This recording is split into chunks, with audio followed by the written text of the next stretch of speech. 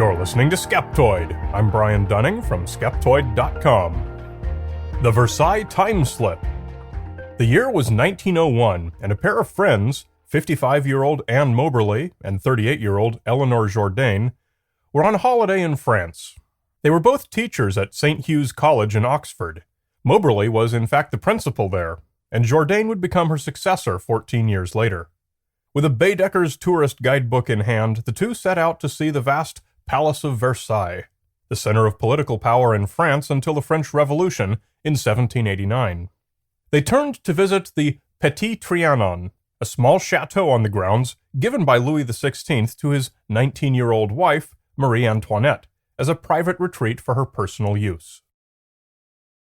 Moberly and Jourdain got a bit lost searching for the chateau, and it was during this interlude that they made history, even if only in some small way. They encountered several people in 1789 period attire, carrying out period activities, and passed a handful of structures that had not existed since 1789. Their unexpected visit to 112 years in the past culminated with an encounter with Marie Antoinette herself, sketching on the grounds of her chateau. It was only upon being snatched out of their reverie by a modern tour guide that Moberly and Jourdain suddenly found themselves once again in 1901. Within months, they'd published their account in a book called An Adventure, and as they were both respected academics who did not desire bizarre publicity, they published it under pseudonyms. Their experience became variously known as the Versailles Time Slip, the Ghosts of Trianon, or the Moberly-Jourdain Incident, and it has intrigued researchers, historians, and enthusiasts of the paranormal ever since. My own interest in this tale was triggered by the evident reliability of the witnesses. In so many cases of strange and inexplicable phenomena being reported, we hear that the witness or witnesses were people of great character or scientific credibility, and so it's often considered implausible that they could be mistaken or be making the story up. The Versailles Time Slip is clearly one such case. Must we accept that the event happened as reported due to the credibility of Moberly and Jourdain? Whether you've heard the story or not, it's a good lesson in how we should best assess cases where the witness's credibility is offered as evidence that the event was factual. Author Kathleen McGowan described the ladies as two highly educated Englishwomen of impeccable reputation.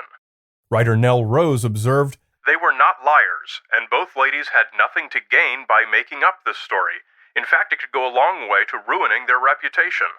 Frequently, I'll hear something along the lines of, "My Uncle Bob was a very trustworthy and honest man who would never make something up.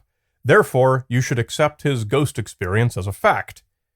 Moberly and Jourdain's position as college teachers also gilds them with a cloak of authority, similar to that given to pilots or astronauts who report UFOs.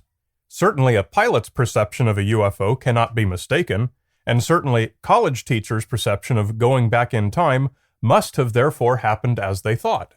Well, not so much. It's not necessary to suggest that reliable Uncle Bob may have been a liar, for either his own perception to have been mistaken or for the version of the story that finally made it down to you to have been altered. Neither is it necessary to cast doubt on Moberly and Jourdain's academic status to suggest the story we have in the annals of urban legend does not reflect a literal time travel event that must have happened exactly as reported. Human brains are fallible, including Uncle Bob, including pilots, and including academics. Two basic explanations have been put forth by previous researchers, which by now have been watered down and popularized into the following. First, that they accidentally walked into a historical reenactment, and second, that they had a sort of shared delusion. But to put these two explanations into proper perspective, we need to go back to see who originally proposed them and why, and what hidden details of the story prompted them. And this is the point at which the Versailles Time Slip goes from an interesting anecdote to an all-out strange fest.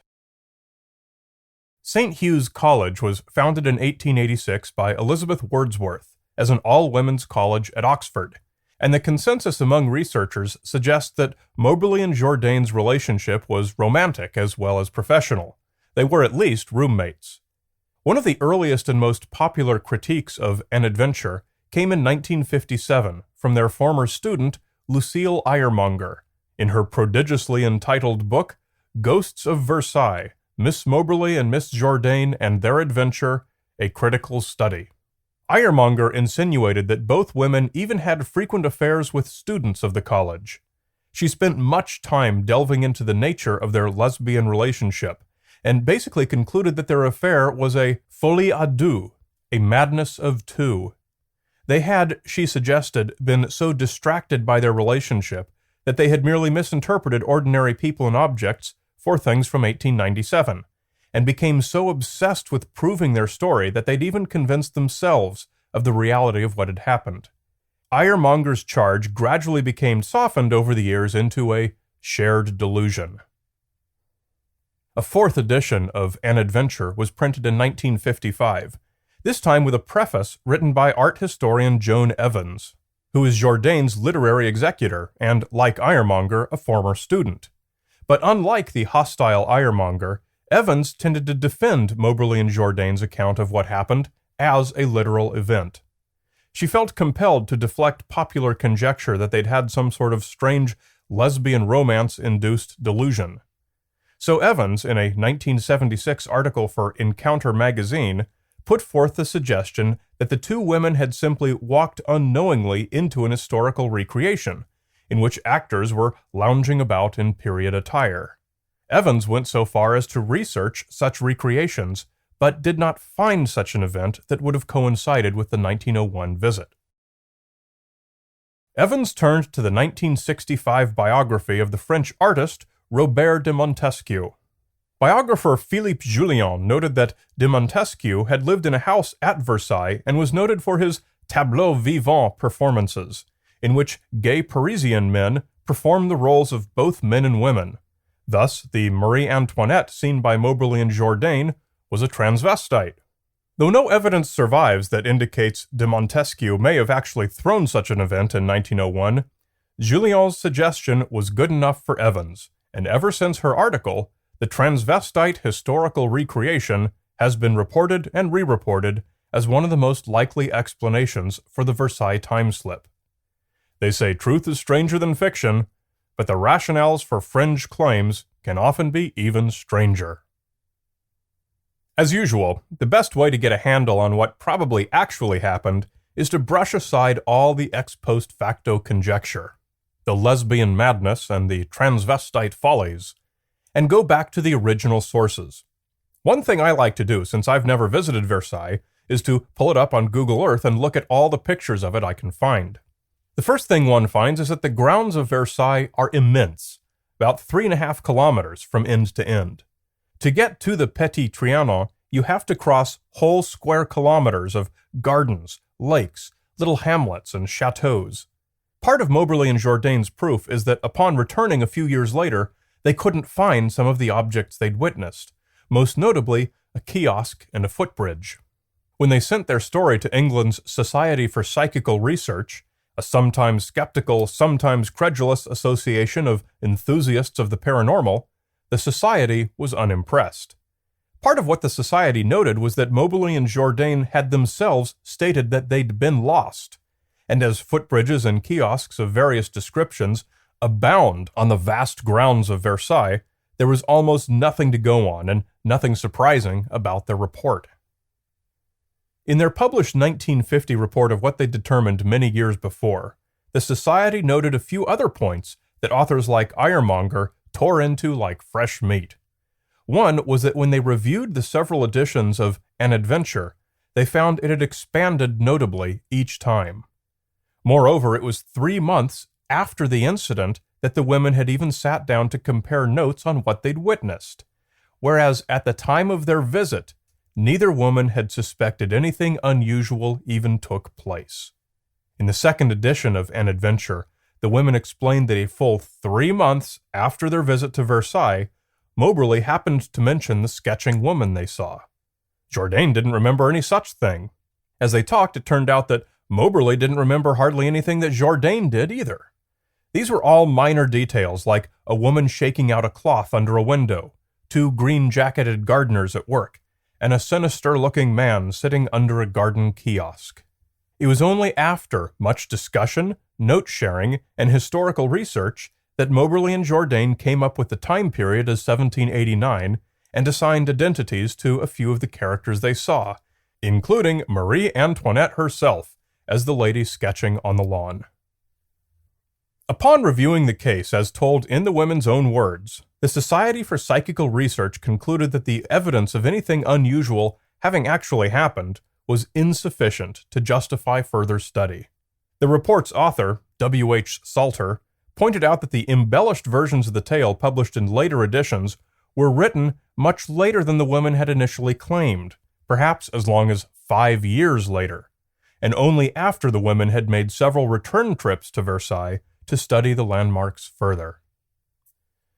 The principal authors who have written about this story seem to agree that there was probably no conscious effort at deception by Moberly and Jourdain, only a firm belief in the reality of their perception and a desire to present their story in as convincing a way as possible. They even went so far as to include a chapter they called a reverie, an imaginary account of Marie Antoinette's own meditations, in which she observed two strangers walk past while she was sitting there sketching, amidst all the other people and things they reported. This chapter jumps out as particularly bizarre, and moves an adventure from the realm of reporting into that of fantasy fiction. But it was probably firmly believed by both women. In paraphrasing Ironmonger, author Terry Castle wrote, "Both Moberly and Jourdain had had paranormal experiences before and after the Trianon visit, and that Moberly in particular was prone to oral and visual hallucinations. As a child, she had heard the words pinnacled reality as she stared at the spires of Winchester Cathedral. She'd seen two strange birds with dazzling white feathers and immense wings fly over the cathedral into the west.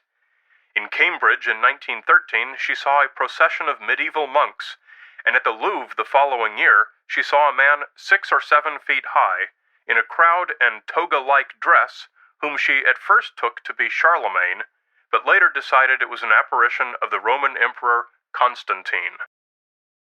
Respected academics they may well have been, and well-intentioned to boot, but no one is above being mistaken, or above susceptibility to preconceived notions and all manner of perceptual errors.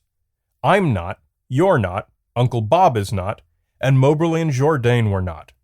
Honesty, integrity, credentials, and respect have nothing to do with the human brain's function of abstracting its perceptions into something that seems to make sense.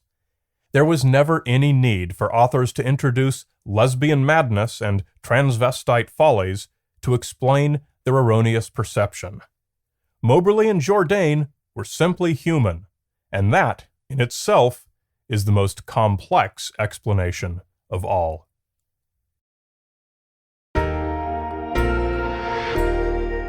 You're listening to Skeptoid.